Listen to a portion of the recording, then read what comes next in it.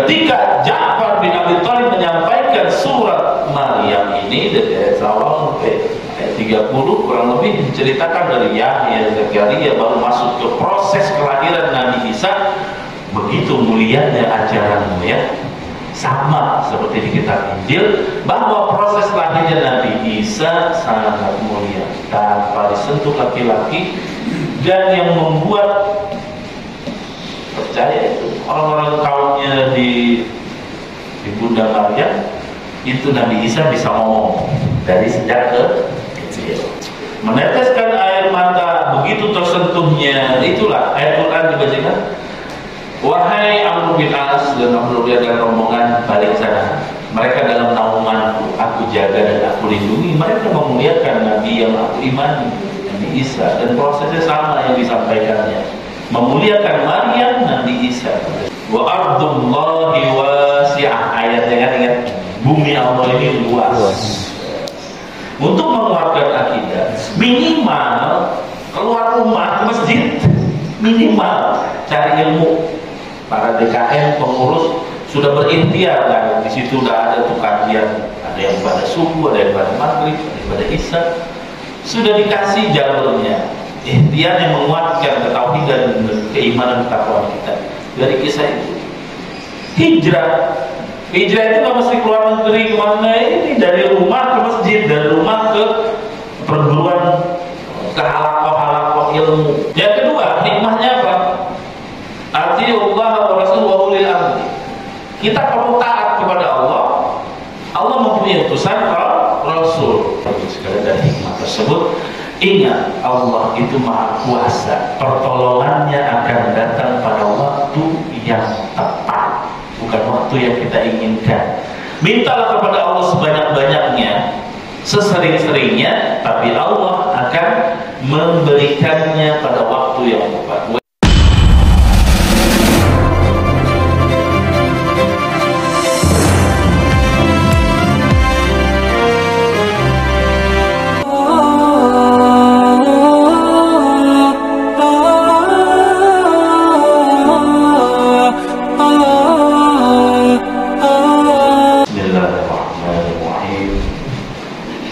Assalamualaikum warahmatullahi wabarakatuh. Waalaikumsalam warahmatullahi wabarakatuh.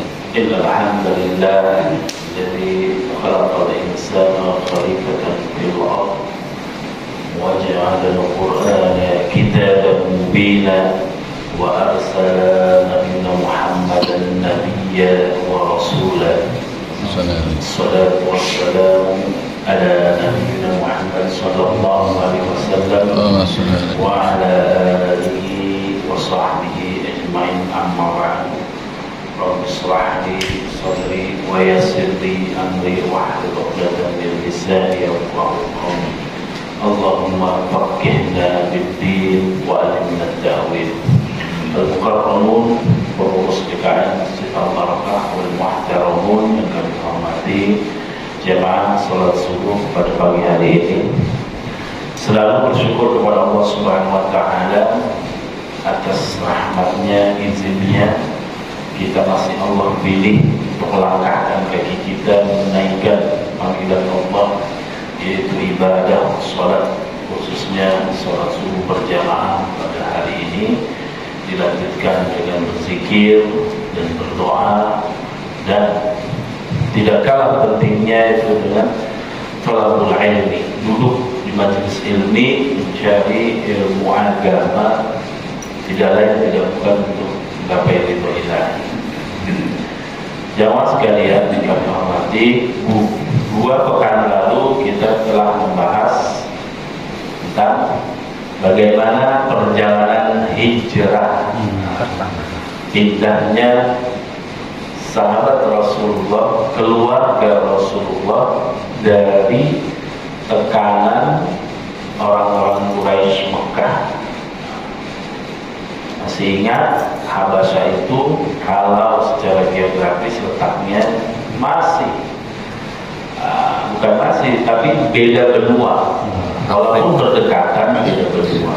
Ya, Mekah benua Asia, kalau Habasyah benua Afrika. Kita kenal sekarang dengan negara Ethiopia. Nah, seperti itu Bapak dan Ibu semua. Apa maksudnya kemarin itu kan? Kenapa yang dituju Habasyah harus jauh-jauh naik kapal laut? Nah, rupanya ada seorang raja namanya Najasyi, Raja Afrika, terkenal dengan kebijaksanaannya, keadilannya. Jadi Allah itu mempunyai sifat Ar-Rahman Ar-Rahim, Maha Pengasih, Pemurah, Penyayang. Walaupun belum beragama Islam, belum mengimani apa yang diajarkan baginda Rasulullah, Raja Najasyi ketika itu mengimani ajarannya Nabi sebelumnya adalah Nabi Isa. Jadi masalah hidayah itu memang hak prerogatif Allah. Innaka tahdi man ahbabta walakinna Allaha yahdi man yasha. Berfirman, engkau tidak bisa memberikan hidayah kepada orang yang paling kau cintai. Sungguhnya hidayah hak prerogatif milik Allah. Tugas kita wa ma'alaikal balag. Tugas kita nih menyampaikan aja dengan santun, dengan sopan, bijaksana, tidak marah-marah dan sebagainya, tidak dengan emosi. Seperti itu. Dalam kejadian perjalanan hijrah ke Habasyah itu, jamaah sekalian, ada kejadian kan, masih ingat, di Mekah. Disitulah hoax beredar, 2 kali lipat hoaxnya. Ya, berita bohongnya itu pergi sampai ke Habasyah beda, yang di Mekah juga beda. Itulah propaganda orang Quraisy yang masih mengagungkan, memegang teguh agama nenek moyangnya, yaitu menyembah berhala, asnam, patung, seperti itu. Di sini dahsyat sekali, wan najmi idza hawa ma dhalla sahibukum in huwa illa wahyun yuha 'allamahu syadidul quwa. Diajarin oleh malaikat Jibril yang sangat besar dan kuat. Nah, jadi apa yang dibawa Rasulullah itu murni memang ajaran dari Allah melalui malaikat Jibril. Di surat An-Najm itu, Bapak Ibu sekalian, menceritakan kaum-kaum sebelumnya. Quran diturunkan dengan bahasa Arab. Nah, mau tidak mau mereka orang Quraisy memahaminya. Kalau ikut pengajian dari awal, kenapa bangsa Arab ada di Mekah, ya kan? Nah, Arab itu kan Baidah, Aribah, Musta'aribah. Baidah Nabi Ibrahim ke sana tuh gak bisa ditelusuri. Aribah, nah ini dari Ismail sampai turun. Musta'aribah udah Nabi Muhammad campuran semua sampai sekarang. Blasteran kalau dalam bahasa kita. Nah, jadi bangsa Arab itu kan dari Yaman. Orang Arab itu hijrah, maksudnya menetap di Mekah karena air Zam-Zam. Terus anak keturunannya, akhirnya pun bahasa Arab ada di Mekah. Nah, Quran turun ketika itu bahasa Arab. Surat An-Najm yang dibacakan Rasulullah di depan orang Quraisy itu ada Allah, ada Ujal dan teman-temannya semua. Kenapa? Mereka memahaminya, kejadian-kejadian kaum Ad dan Mud yang menentang ajaran yang dibawa utusannya pasti Allah binasakan. Ya kan? Allah binasakan dengan kejadian fenomena alam, angin kencang, hujan deras, hingga bahkan kejadian itu di surat An-Najm ada cerita Nabi Nuh, ya, kiamat seperti ya perang. Kalau bahasa kita kan ada perang sebelumnya ada perang terjadi, bumi itu hancur, tenggelam ke lautan. Itu ulahnya umatnya Nabi Nuh. Ulahnya umatnya Nabi Nuh. Nah, ketika dibacakan oleh Rasulullah surat An-Najm itu semuanya iya ya. Makanya kan disampaikan Allah berikan jangan sampai dengarkan ayat Al-Quran, orang kafir itu disuruh begitu orang-orang pembesarnya. karena akan membuatnya terlena, dan bukan terlena, memang benar-benar mengakui keajaiban Al-Quran, mukjizat sampai akhir zaman. Karena di akhir surat An-Najm, fa'budu wasjudu, ya kan? Suruh sujud, sujud semua.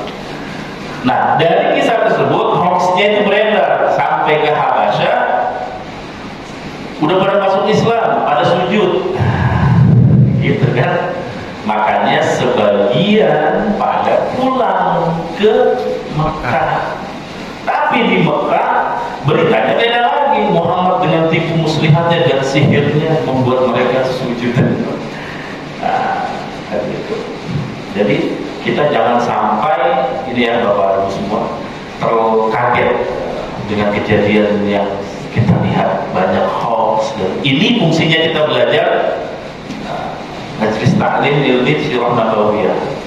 Wa tilkal ayyamu nudawiluha bainan nas. Allah berfirman, "Hei manusia, makhluk ciptaan, kalian melihat kejadian-kejadian yang kalian lihat, sebenarnya itu hari-hari yang aku putar dulu udah pernah terjadi." Kemarin beredar ada di media internet ya, orang ngaku sejajar dengan dewa matahari. Baru dewa matahari, dulu Fir'aun Namrud. Fir'aun, ana rabbukumul a'la. Dia bacakan dalam Al-Quran. Fir'aun tuh sampai setan itu mundur. Aneh nggak sampai segitunya ngajak ente gitu. Saya aja yang setan, kalau bahasa kita anekdotnya gitu. Saya aja yang setan masih mengakui Tuhan. Itu. Makanya malaikat waktu bertanya, ngapain menciptakan Adam? Ini alam malaikat alam kau. Ada fenomena unik salah satunya. Ada yang taat banget, ada yang munafik, ada yang sampai ngaku sebagai Tuhan. Nah, itu nanti ya. Dia baru ngaku dewa matahari sejajar katanya gitu. Jadi jangan kaget Bapak Ibu sekalian. Ngaku nabi udah banyak, Musailamatul Kazzab dan pengikut-pengikutnya, biarin. Tinggal kita mengajarkan anak-anak didik kita ini untuk kuat keimanan dan ketakwaan. Nah, itu prolognya Bapak Ibu semua ya. Prolognya hijrah ke Habasyah ini kenapa sebagian balik?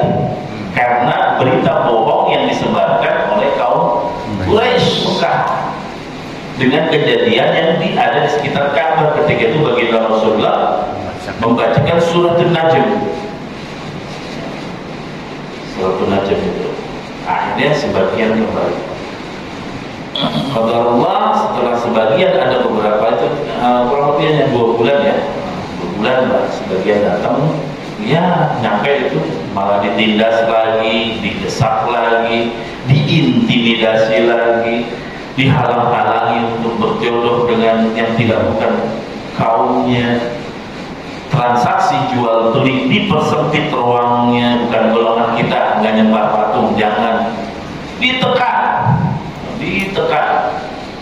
Itulah makanya disebut kaum jahiliyah, masa-masa kebodohan. Rasulullah mendapat perintah berangkat hijrah. Boleh saya sudah membagikan materinya ini di Basman, mungkin belum dibagikan, mungkin kalau di grup WA bisa ya, hampir 100 gitu.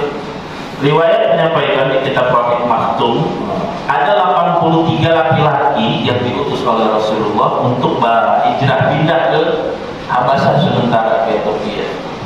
18 wanita, ada yang menyebutkan 19, ada yang 18. Kita sepakati aja mereka berangkat, wanitanya kurang di bawah 20, nah, yang laki-lakinya 83 berangkat. Tapi ini lebih susah lagi.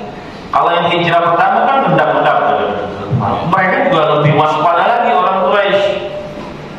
Jadi kita juga sebagai umat muslim waspada itu penting. Waspada itu penting. Lakum dinukum waliyadin. Iya, kita menghormati mereka, agamamu, agamaku. Sosial tetap berjalan, tapi keyakinan kita juga harus jaga. Banyak tipu muslihat. Kejadian hijrah Habasyah yang kedua ini, mereka pun berangkat sangat hati-hati. Singkat cerita nyampe Singkat cerita, ini nggak kehalang juga, maksudnya nggak bisa dihalangi di pelabuhan itu, nggak bisa dihalangi. Itulah pertolongan Allah intinya. Allah akan menyampaikan, akan kasih pertolongan di waktu yang tepat untuk hambanya. Makanya filosofinya juga kita udhuni astajib lahum itu penting. Wa idza sa'alaka ibadi anni fa inni qarib. Itu Allah mengikrarkan dirinya, hambaku Muhammad, kalau ada hambaku bertanya tentang diriku, bilang mereka fa inni qarib. Allah itu dekat. Bagaimana sedekat dengan hambanya? Iya, sedekat itu pula hamba mendekati sholatnya. As-sholatu imaduddin. Walaupun mereka belum sholat dulu, mereka mengikuti arahan dan instruksi Rasulnya. Sekarang kan kita Allah wa Rasul wa ulil amri minkum. Al-ulama warasatul anbiya. Kita bisa mengikuti para alim ulama yang kompeten, kredibel. Bisa lah dilihat track-recordnya. Sekarang media sudah membuka semua. Ya, seperti itu. Mau track-record saya cari. Nah, ada ngajar di mana, kecil di mana, sekolah di mana. Gitu. Ya, jamaah sekalian, mereka akhirnya 83. Ya. Ini ada upetik hadiah dari pemuka agama kami. Nanti kita satu kata, kami mau menghadap Raja Najasyi. Kalian dukung ya? Iya, begitu buat baginda raja. Tuh. Jadi di lingkaran seorang pemimpin, kalau ada yang tidak sesuai berarti tanda tanya. Apakah dia telah disuap atau memang cari enaknya? Tidak mengatakan qulil haqqa wa law kana murra. Katakanlah kebenaran walaupun pahit di hatinya. Terjadilah penyuapan. Amr bin As kan nanti masuk Islam. Dia nyuap ini karena disuruh, disuap, dibagi-bagi tuh. Dibagi-bagi angpau lah, itu amplop kalau bahasa kita sekarang. Kalau dulu ya emas mungkin, ya barang-barang yang berharga nggak ada di Afrika, dibawa dari Mekah. Oke, besok kita ketemu Raja Najasyi ya. Nah, gitu. Ketemu, panggil. Baginda Raja, ini ada utusan kaum dari Mekah ingin menghadap engkau. Ada akhirnya tanya, Baginda Raja, ada apa? Amr bin As dan Amr Robi'ah berkata seperti apa yang dikatakan kepada para uskup. Seperti itu ya.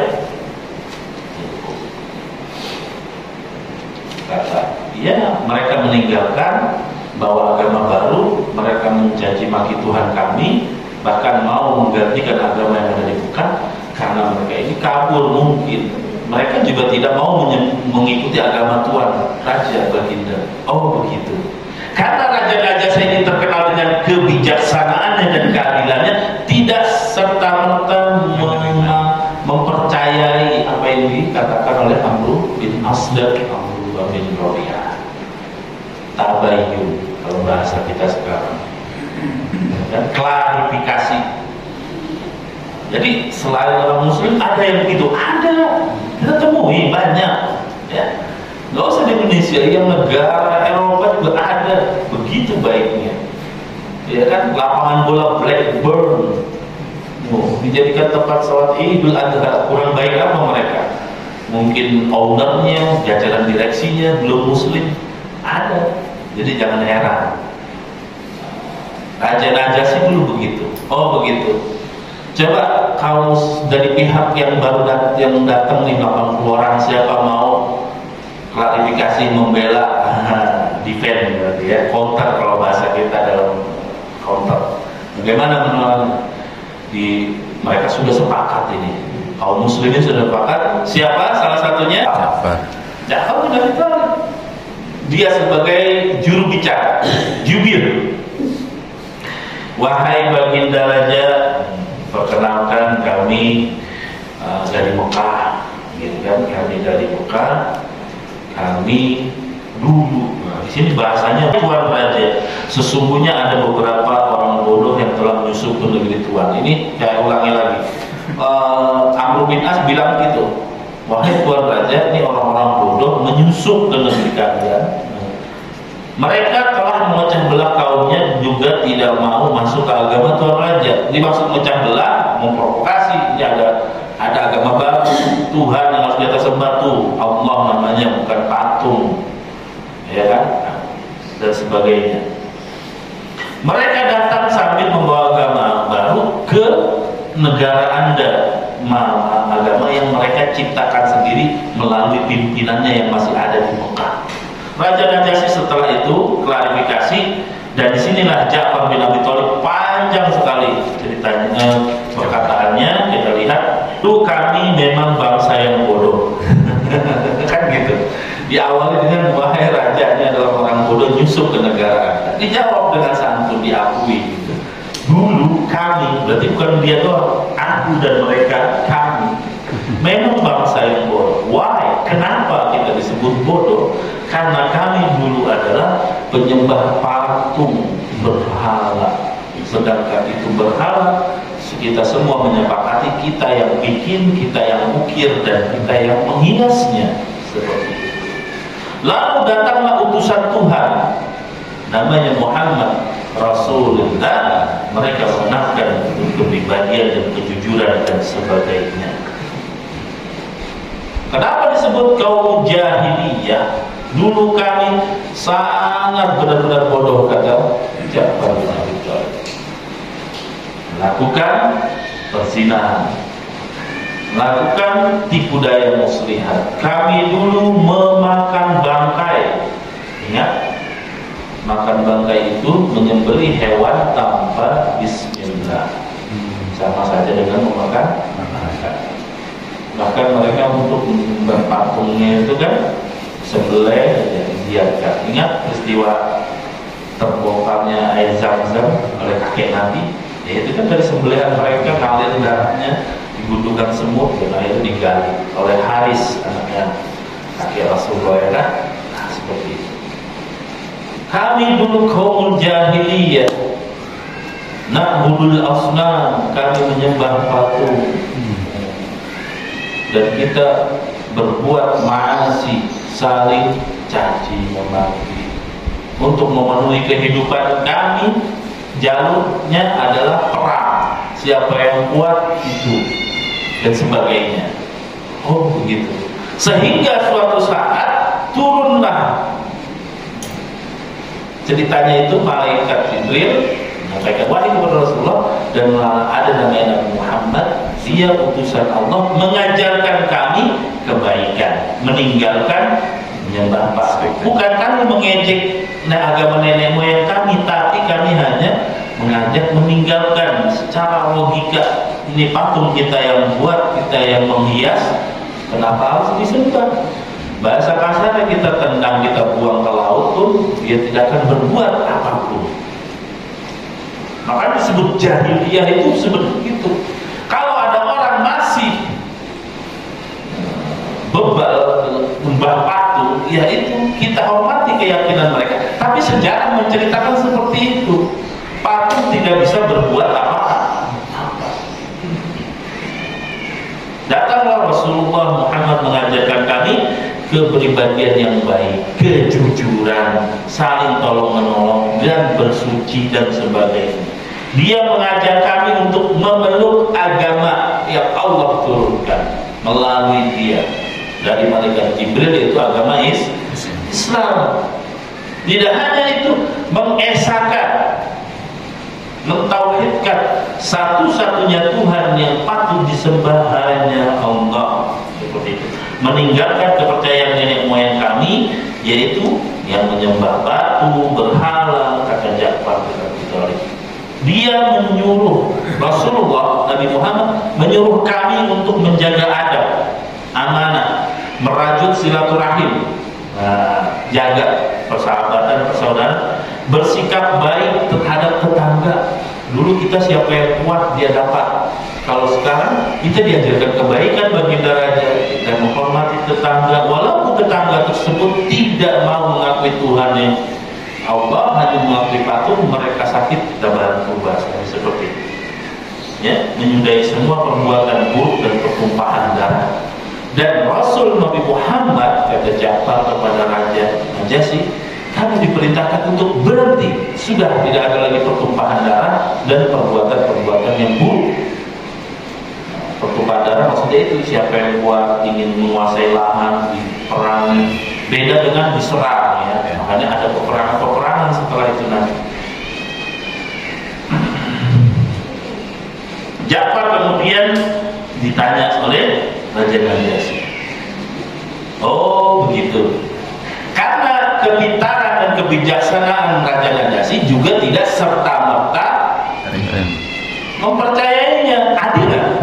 Amr bin As tidak langsung diiyakan, sama ini juga tidak langsung diiyakan. Oh begitu. Ditimbang nggak dipikirkan oleh Raja Najasyi. Makanya jawaban dari kaum muslim itu belum cukup memuaskan Raja Najasyi. Ia lebih tertarik pada bagaimana ajaran Rasulullah mengenai Nabi Isa. Jadi kalau memang benar dia Nabi, aku mempercayai Nabi juga, namanya Isa. Apakah nabimu? Nah, bahasanya gitu. Yang ada di Mekah sana pernah menyampaikan berita tentang Nabi Isa alaihissalam. Ketika itu dibacakanlah surat apa? Maryam ka'ayain seperti itu. Kita bacakan ya biar lebih ini. Nah, di sini dikisahkan bagaimana di surat Maryam tanpa terjemah, kan mereka bahasa Arab kan? Jadi dalam kisah di buku waktu itu sampai Raja Najasyi meneteskan air mata karena paham yang dibacakan. Uskup-uskupnya pun bilang ketika Amr bin As, begini mereka datang bawa agama baru, mau memecah belah dan tidak mau mengikuti ajaran agama Nasrani. Betul, baginda semuanya serempak, kan udah disuap itu para uskup. Ketika itu mana buktinya? Kalau kamu memang diajarkan oleh Rasul, oleh nabimu, coba nabimu mengajarkan berita tentang nabi yang aku imani, enggak dibacakan ketika itu sudah turun. Surat Maryam ini sudah dibacakan ayat 16. Qala fatakhadhat min dunihim hijaban farsalna. Dari ayat 16 dulu. Wadkur bil kitabi Maryam idin tabadat min ahliha makanan syarqiyya sampai ayat 22. Yang kurang lebih artinya, dan ceritakanlah Muhammad kisah Maryam dalam kitab Al-Quran, yaitu ketika dia mengasingkan diri dari keluarganya ke suatu tempat di sebelah timur daerah Baitul Maqdis. Di ayat 17, lalu dia memasang tabir untuk melindunginya dari mereka. Dia itu siapa? Maryam. Sebelum ayat ini kan tentang Zakaria, Yahya kan? Nah, di awal-awal surat Maryam. Nah, ini sekarang kita fokus ke Maryam karena Raja Najasyi ingin bukti bagaimana kamu menyikapinya tentang nabiku, Nabi Isa. Prosesnya bagaimana? Diceritakan bahwa memasang tabir kepadanya, maka dia menampakkan diri di hadapannya. Jibril ya, Jibril menampakkan diri di hadapan Maryam berbentuk manusia. Maryam berkata, sungguh aku berlindung kepada Tuhan yang Maha Pengasih terhadapmu jika engkau memang orang yang bertakwa. Dan Jibril berkata, sungguh aku hanyalah utusanmu untuk menyampaikan anugerah kepadamu seorang anak laki-laki yang suci. Maryam berkata, bagaimana mungkin aku mempunyai anak laki-laki padahal aku tidak pernah disentuh oleh orang laki-laki dan aku pun bukan pezina. Ya.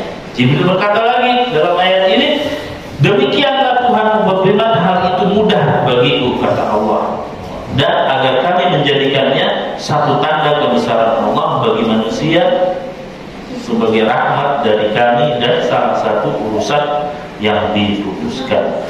Lanjut, kelahiran Nabi Isa di ayat 22, maka Maryam mengandung, lalu ia mengasingkan diri dan mengandungnya ke tempat jauh. Kemudian rasa sakit akan melahirkan, memaksanya bersandar pada pohon kurma. Nah, sebagai pohon kurma itu Jibril sampai goyangin aja pohonnya. Nah, itu kurmanya bisa buat nutrisi bahasanya gitu. Nah, setelah itu lahirlah Nabi Isa alaihissalam. Di ayat selanjutnya, kemudian Maryam membawa bayi itu kepada kaumnya. Jadi kan Al-Quran ini ada ayat-ayat tentang tauhid, ada sejarah juga bercerita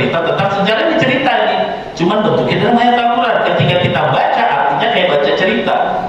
Kemudian Maryam membawa Nabi Isa atau bayi itu kepada kaumnya. Kaumnya berkata, wahai Maryam, kamu ngapain melakukan kemungkaran? Orang tuamu orang baik dan ibumu juga bukan berzina. Kok tiba-tiba berangkat dari jauh bawa anak? Kamu tidak pernah disentuh laki-laki. Apakah kamu membuat kemungkaran? Wahai saudaraku Harun, maksudnya gitu kan, Maryam. Ayahmu bukan seorang yang buruk perangainya, ibumu juga bukan seorang pezina. Maryam menunjuk, karena udah melalui Jibril dan juga Allah membimbing lewat Jibril, menunjuk bawa bayi kan gitu. Ini tanya lagi. Mana itu menunjukkan mukjizat, gitu, kebesaran Allah. Kan kun fayakun gitu kan. Allah menyiapkan roh ke Nabi Isa. Dan Allah buktikan bahwa Maryam bukan pezina dan dia bukan bawa perangai buruk. Dia ini lahir memang langsung ada dalam kandungan itu. Tanya sendiri apa jawabannya di sini. Nabi Isa berkata di ayat 30. Ayat 30. Qala inni Abdullah atani al-kitab wa ja'alani nabiyya. Ini orang, ini bayi Nabi Isa bisa ngomong langsung. Inni Abdullah, aku sesungguhnya adalah hamba Allah, membawa ajaran kitab Injil dan aku akan menjadi seorang nabi. Wa ja'alani mubarakan aina ma kuntu wa awsani bis shalah wa zakah wa kuntu hayya. Itu ditahan. Jadi singkat cerita Bapak Ibu sekalian, ketika Ja'far bin Abi Thalib menyampaikan surat Maryam ini dari ayat awal sampai ayat 30 kurang lebih diceritakan dari Yahya Zakaria baru masuk ke proses kelahiran Nabi Isa. Begitu mulianya ajaranmu ya, sama seperti di kitab Injil bahwa proses lahirnya Nabi Isa sangat mulia tanpa disentuh laki-laki.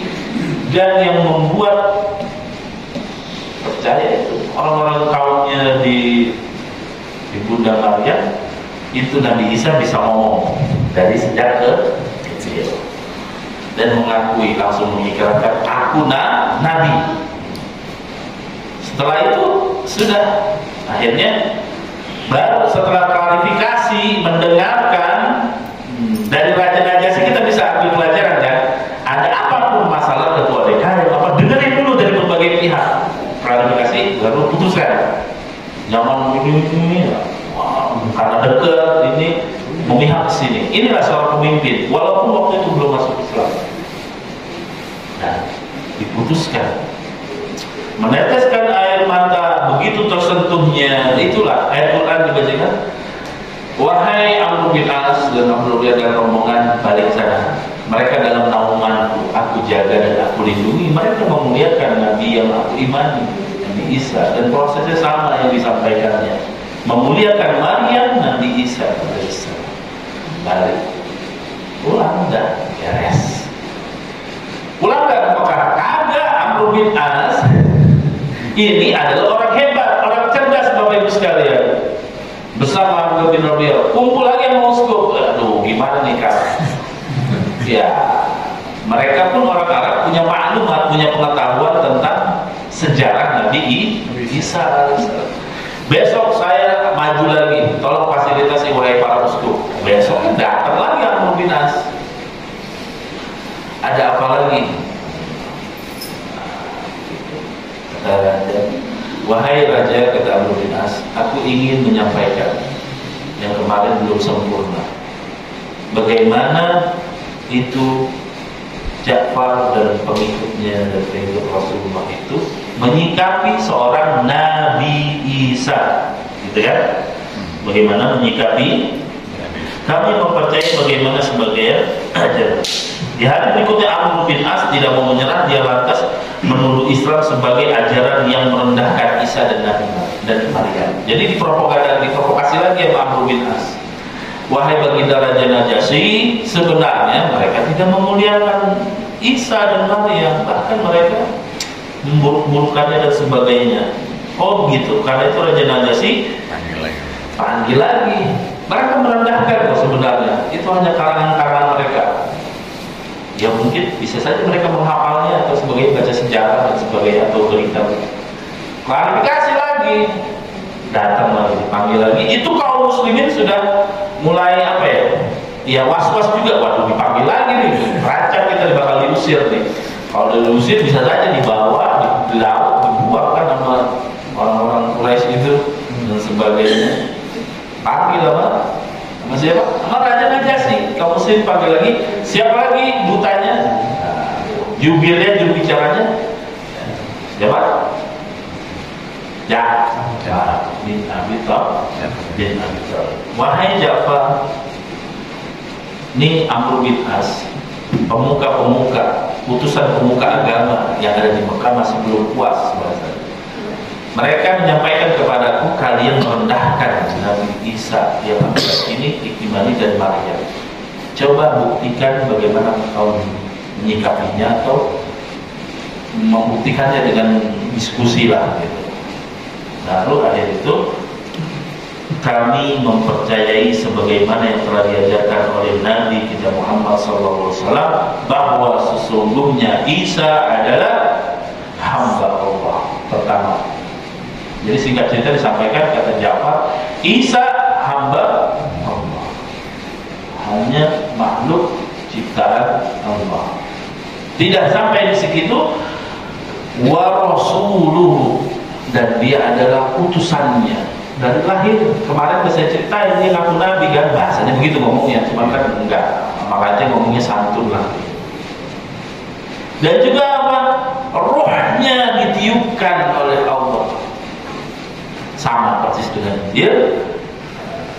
Dan firman-Nya yang disampaikan kepada Maryam ketika Maryam dalam keadaan perawan suci. Untuk apa? Menunjukkan kuasa Tuhan, bahwa Allah itu maha kuasa, kun fayakun. Ya kan? Maryam perawan suci tidak sentuh, tapi dengan kehendak Allah mau langsung hamil, melahirkan seorang anak. Sebelum saya itu kan kita ilustrasikan begini. Kenapa mereka menyembah? Bisa melahirkan tanpa ayah. Kita balikin dong. Kenapa nggak Nabi Adam yang disembah? Lahir tanpa ayah dan ibu. Bahasanya begitu ya. Logikanya kita kadang harus berpikir jernih. Oh tidak, ini keyakinan, ya sudah. Kita kan kalau berpikir selain Islam kadang harus dengan logika.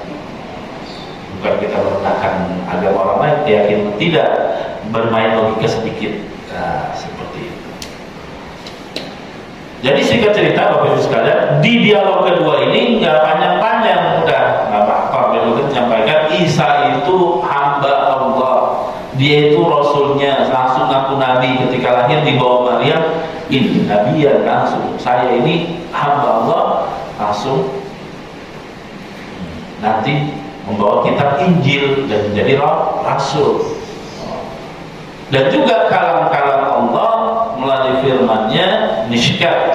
Kalau dalam kitab itu Mishkat, pancaran cahaya itu disampaikan. Dan juga menegaskan bahwa Maryam adalah seorang yang suci, perawan bahasanya. Dan baik Allah menentukan bahwa Allah Nabi lahir dari seorang ibunda Maryam. Bagaimana Ja'far? Iya seperti itu. Kita tidak ada menjelek-jelekan adanya. Cuman sekarang ada Nabi yang terakhir, namanya Muhammad, mengajarkan ajaran yang baru. Dan inilah ayat-ayatnya, ya kan? Tidak menjelekkan nabimu sebelumnya. Oh begitu. Sudah cukup. Sekarang hadiah yang kalian berikan, wahai Abdullah bin Abi Rabi'ah dan Amr bin As, balikin. Uskupnya balikin nggak? Kurang tahu saya, nggak disebutin di sini. Karena mereka ketika dibacakan surat Maryam, uskup itu juga nangis, sama. Mereka kan buka Injil, menetes air mata itu melihat Injil-Injilnya, mengklarifikasi, mencocokkan apa yang disampaikan Ja'far bin Abi Thalib. Cuma nggak diceritain, itu dibalikin lagi pertanyaannya. Kalau raja diceritain, balikin semua hadiah yang kau bawa pulang. Mereka dalam naunganku, silakan kembali Anda. Kembali mereka pulang. Dan akhirnya pun sejarah mencatat Raja Najasyi masuk Islam. Dan sejarah mencatat ketika dapat kabar baginda Rasulullah Raja Najasyi wafat, mengajak para sahabat salatul ghaib, disolatkan oleh baginda Rasulullah. Jadi dua keadaan ini, Raja Najasyi dan kaumnya sebenarnya dalam naungan tauhid. Kita kan sebenarnya nggak boleh berandai-andai. Jika kaum muslimin ketika itu tidak hijrah ke Habasyah, mereka wafat, masuk Islam, masuk surga, Allah yang menentukan. Kalau secara runtutan prosesnya mereka mengimani ajaran Nabi Isa, belum ketemu ajaran Nabi Muhammad. Qadarullah prosesnya, didatangkanlah utusan 83 orang dan 18 itu yang kedua, menyampaikan ajaran Nabi Muhammad, dan sejarah mencatat Raja Najasyi masuk Islam. Wafat Nabi Muhammad menolak ini. Tuh, ya kan, gak gemeng-gemeng Bapak Ibu sekalian. Ketika hidayah sudah sampai, biasanya, ini saya sampaikan, hidayah itu bagi orang muslim biasanya, sekacamata saya, kalau nggak dia orang kaya, itu materi. Pasti orang cerdas, pasti orang yang berakal, peneliti. Coba lihat-lihat, hanya sebagian kecil mereka yang murtad, sebagian kecil, bahkan bisa bilang 10%, 90%-nya itu pasti dia orang berilmu, ya kan? Dengan saking hausnya ilmu dicari. Nah, akhirnya apa? Allah berikan cerca hidayah, masuk Islam. Coba dilihat di media-media Bapak Ibu sekalian. Semua yang masuk Islam rata-rata dia orang yang berilmu, cerdas, baik. Raja tol Indonesia juga sama tuh, orang cerdas kan, bisnisnya. Nah, jadi jangan heran, Allah itu maha kuasa. Tinggal kita kuatkan diri kita, iman kita, dan sebagainya. Nah, Bapak Ibu sekalian, kurang lebih Raja Najasyi masuk Islam, wafat dalam keadaan Islam. Nabi Muhammad memerintahkan para sahabat untuk melaksanakan sholat gaib. 10 tahun lamanya kaum muslim dipimpin oleh Ja'far bin Abi Thalib hidup damai di Habasyah. Yang tadi kan kurang lebih 10 tahun. Lumayan ya? Nah, lumayan saja. Prosesnya lama, nggak ujung-ujung masuk Islam. Ada 10 tahun di sana, sementara itu di Mekah Rasulullah menghadapi masa-masa penekanan dan kehinaan. Apa hikmahnya? Jadi kisah hijrah ke Habasyah banyak hikmah. Tekadkan kekuatan akidah kita itu paling utama. Wa ardullahi wasi'ah, ayatnya kan, ingat, bumi Allah ini luas. Untuk menguatkan akidah, minimal keluar rumah ke masjid, minimal cari ilmu. Para DKM pengurus sudah berikhtiar kan, di situ udah ada tuh kajian, ada yang pada subuh, ada yang pada maghrib, ada yang pada isya, sudah dikasih jalurnya. Ikhtiar yang menguatkan ketauhidan dan keimanan ketakwaan kita. Dari kisah itu, hijrah itu nggak mesti keluar negeri kemana, ini dari rumah ke masjid, dari rumah ke perguruan, ke halakoh ilmu. Makanya alhamdulillah zaman saya kecil atau kita kecil ya jarang kan kayak gini masjid, yang paling ya habis maghrib sebagainya. Sekarang kita turut berbangga ya, berbahagia, udah dalam keadaan aman, tidak perlu diintai-intai oleh para penegak hukum. Semua udah, tinggal rekamannya tinggal dilihat, jika salah tinggal diklarifikasi dan sebagainya. Seperti itu. Yang kedua, hikmahnya apa? Atiullah wa rasul wa ulil amri. Kita perlu taat kepada Allah. Allah mempunyai utusan Rasul. Mereka sangat taat kepada Rasul. Anaknya Rasul utus. Kalau bahasanya tenggelam duluan yang pertama, ya kan? Sepupunya Ja'far bin Abi Thalib. Nah, masih kecil. Itu. Jadi dia harus taat, ya, taat selama itu baik dan benar sesuai koridor syariat. Yang terakhir Bapak sekalian, dari hikmah tersebut, ingat Allah itu maha kuasa. Pertolongannya akan datang pada waktu yang tepat, bukan waktu yang kita inginkan. Mintalah kepada Allah sebanyak-banyaknya, sesering-seringnya, tapi Allah akan memberikannya pada waktu yang tepat. Wa idza sa'alaka ibadi anni fa inni qaribun ujibu Ujib kalau dalam bahasa Arab fi'lul mudhari'. Itu bisa langsung dibayar cash, bisa entar. Ya, bisa entar kapan aja ketika waktu yang tepat. Semoga dengan penyampaian kisah perjalanan hijrah ke Habasyah yang kedua ini lebih menguatkan ya bahwa diplomasi itu penting, klarifikasi itu penting, tabayun itu penting. Hadapi, sikapi dalam keadaan sekarang dengan bijak, terutama dalam penggunaan medsos Android ini ya, di WhatsApp, di Instagram, di Facebook, bijak, pokoknya harus bijak. Klarifikasi tabayun, baru upload dan sebagainya. Semoga bermanfaat bagi sekalian. Kami mohon maaf jika ada perkataan atau perangai kami yang kurang berkenan. Kalau ada salah ya nanti kita perbaiki sama-sama. Selebihnya baiknya semua datang dari Allah melalui lisan kami. Semoga bermanfaat. Jazakumullahu khairan katsiran. Aqulu qouli hadza. Wassalamualaikum warahmatullahi wabarakatuh. Waalaikumsalam warahmatullahi wabarakatuh.